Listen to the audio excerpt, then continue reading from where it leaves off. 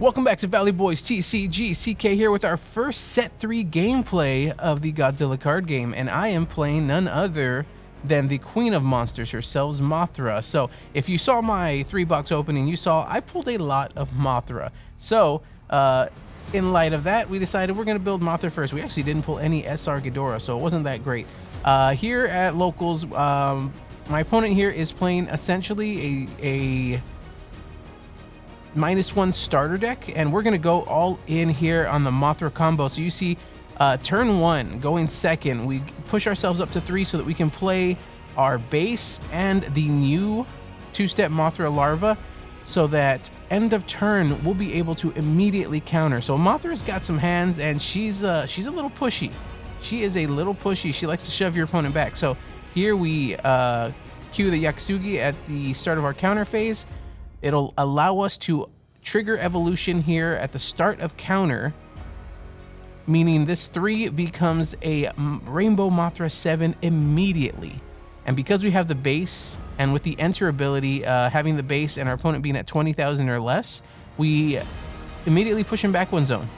So yeah, Mothra is all about kind of shoving your opponent back, slowing them down a bit, and just evolution. It's the next evolution in the evolution deck. It's very different, and I'm totally enjoying it. So very aggressive in the counter strategy, if you will.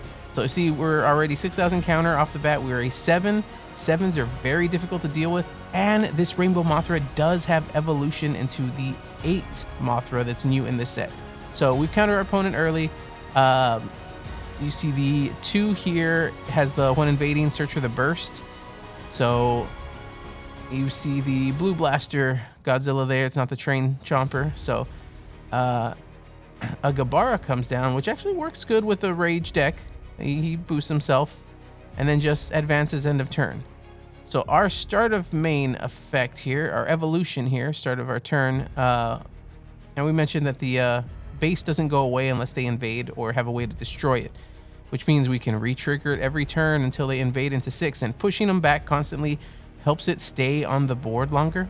So here we are triggering our evolution, and we are looking for the 8, and there it is. The Eternal Mothra comes down.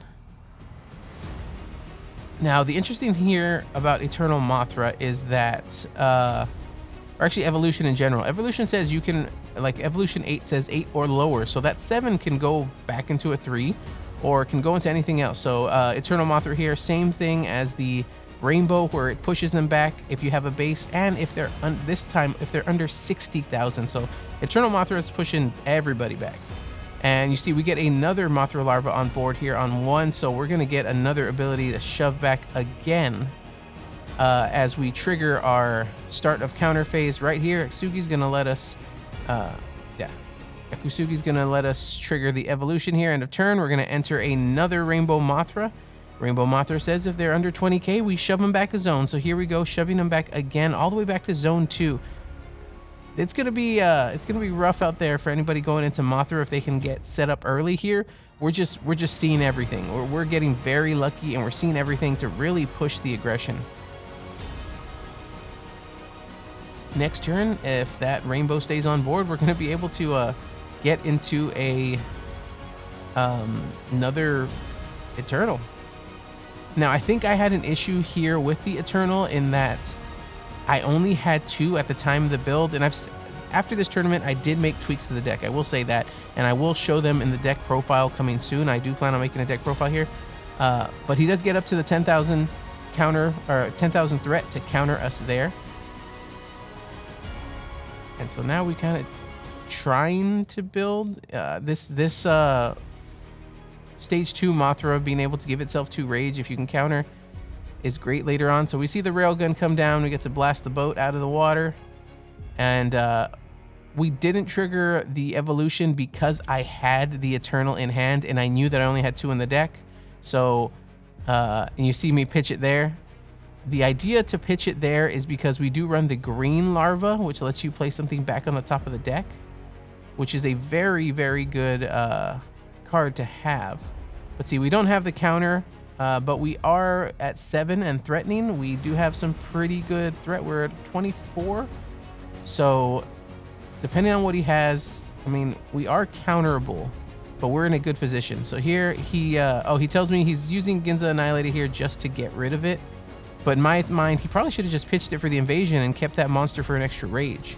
Because he used the monster for invasion this turn and then played Ginza just to get rid of Ginza from the hand. But he should have used Ginza to do the invasion, and then he would have had an extra rage. It's my thought of sequencing. But he's a up and coming player, so he's trying to get some more practice. He hasn't gotten out to locals much, so I'm looking forward to seeing him develop. Gonna try to get him some more cards to help upgrade his deck. I gave him a couple pieces after the tournament, but I didn't have all my stuff with me, so I'm definitely gonna help upgrade him next time I see him here at locals. And so we trigger our starter turn evolution, and this time we go into the Imago Mothra. I am running all 3 colors, so because of that, this version of the deck is currently running 1 Super Monster X, because we do run all 3 color Mothras. We have 3 different 7s. We have a blue 7, a white 7, and a green 7. So we do the search to see if we can find the little pieces. We don't find anything, but we do have a larva in hand.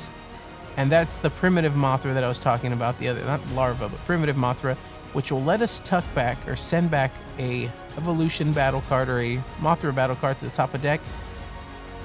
We do this for the sake of doing this. There was no point in doing this. I just wanted to say that I used the card. Honestly, I don't see that card, the journey, being useful unless you're going into 2. But here we have the classic blue invasion, burning Godzilla, blow up the zones, and then invade 2 for the invasion victory. Classic blue win. Mothra is very fun. Hope you enjoyed the gameplay. Let me know how you're enjoying set 3, and hope you come back for the next one.